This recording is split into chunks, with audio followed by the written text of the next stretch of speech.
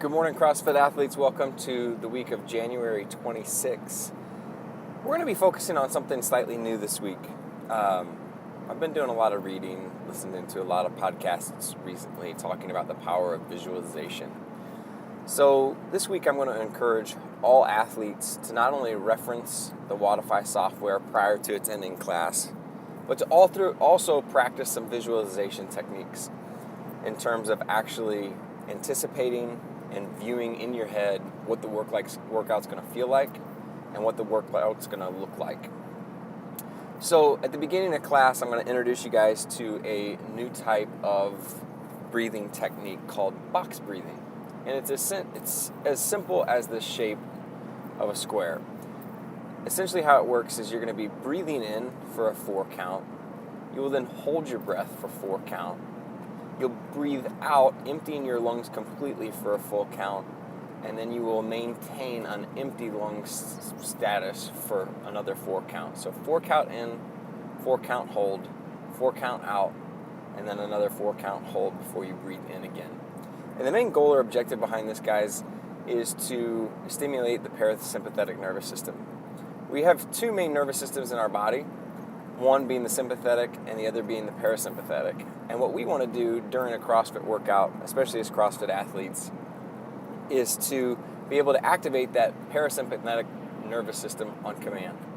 And you guys have probably heard me in the middle of workouts referring to breathing through your nose, that diaphragmatic breathing, that deep belly breathing. And the main reason for that is that stimulates a group of nerves behind the nasal cavity that also stimulates the parasympathetic nervous system. So I guess the easiest way I could think of this to describe this for you would be,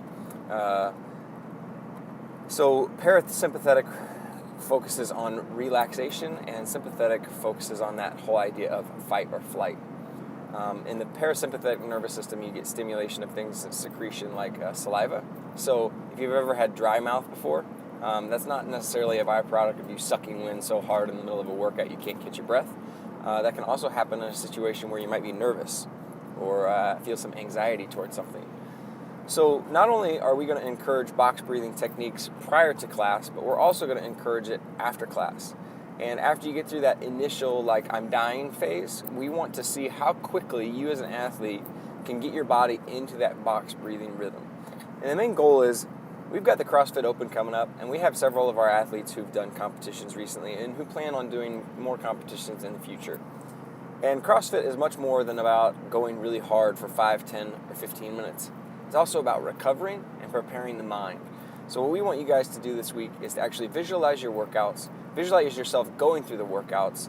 Like, for example, today you guys are going to have a bunch of different movements. I want you to actually be thinking about your body moving through those movements. Be thinking about not only how you're going to breathe, but how you're going to complete the movements.